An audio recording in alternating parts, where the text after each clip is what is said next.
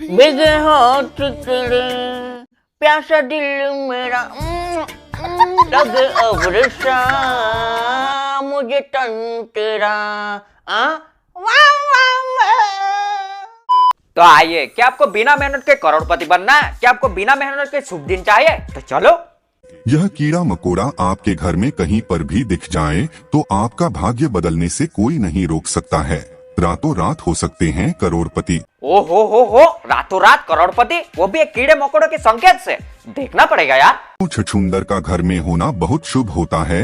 नहीं, मैं नहीं मानता। इसके अलावा छछूंदर यदि किसी व्यक्ति के चारों ओर घूम जाए तो समझ ले कि उसे जल्दी ही बहुत बड़ा फायदा होने वाला है। वैसे तो हमने 20 साल में 2000 छछूंदर देख लिए, लेकिन फायदा तो क्या, लाखों का घाटा पड़ चुका है। तो मैं क्या अब यूट्यूब छोड़ के छछूंदर के पीछे फेरा लगवा लूं क्या? अगला संकेत है मधुमक्खी। दोस्तों, ऐसा कहा जाता है कि मधुमक्खी खराब किस्मत और गरीबी को न्योता देती है, इसलिए इसे अपने घर से हटा देने में ही भलाई है। अबे ओ डिस्कवरी के टीचर, वो मधुमक्खी है मधुमक्खी, इतनी काटेगी ना, जितनी गरीबों में पैसा बचाया ना वो इलाजों में निकल जाएगा।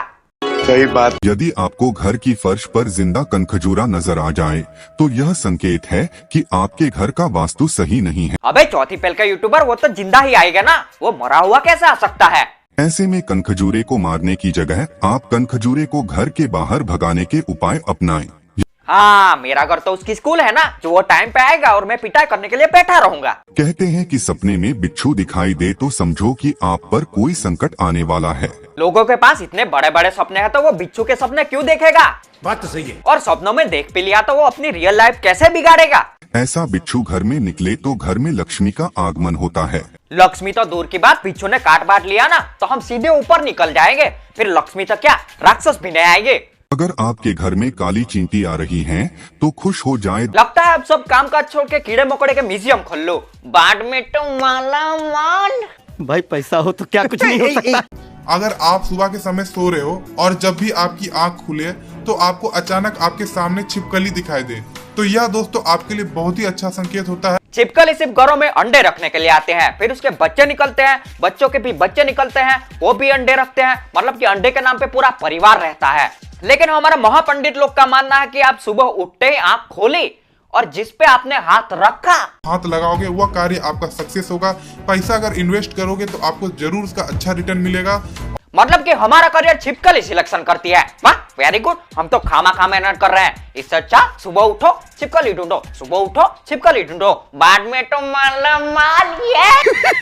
पैसा ही पैसा होगा। अगर आप देखोगे कि दो छिपकली आपस में लड़ रही है तो इसका यह मतलब आप समझ जाइए कि आपका घर परिवार में पड़ोसी से झगड़ा हो सकता है। अबे गांडू, वो लड़ नहीं रहे, वो दो छिपकली शारीरिक संबंध बना रही है ताकि उसका परिवार बने और वही परिवार आपके जैसे गांडू पंडित की वो मारे। अगर आप लोग मरा हुआ छिपकली देखते हैं तो यह भी आप लोगों के लिए बहुत ही ज्यादा अशुभ होता है। अबे वो मर गए हैं तो उसका बुरा दिन जाएगा ना, हमारा क्यों जाएगा?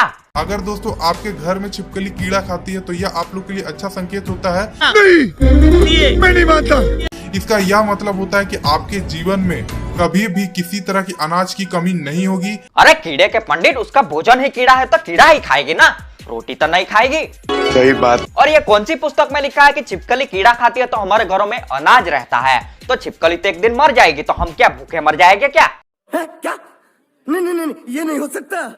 दोस्तों, अगर आप लोग छिपकली को मारते हो तो यह आप लोग बहुत गलत कार्य करते हो, क्योंकि हम छिपकली को क्यों मारेंगे? हमारा कोई काम नहीं है।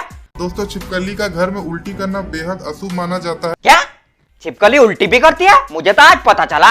अगर आपके घर में छिपकली उल्टी कर देती है तो इसका मतलब ये समझ जाइए कि आपके ऊपर बहुत बड़ा कष्ट आने वाला है। आपके ऊपर आर्थिक स्थिति भी खराब हो सकती है। अरे यूट्यूब के आसाराम बापू कितना संकट लाएगा, कितना यार, आधी जिंदगी तो हमारी छिपकली में ही निकल जाएगी। तो दोस्तों, छिपकली का घर में आवाज करना, शोर करना शुभ नहीं माना जाता है। यह आप लोगों के लिए अशुभ संकेत में आता है। मुझे यह समझ में नहीं आ रहा कि छिपकली भगवान है कि राक्षस? कभी शुभ दिन तो कभी अशुभ दिन, तो कभी सही संकेत तो कभी बुरा संकेत। आखिर में यह छिपकली में है क्या?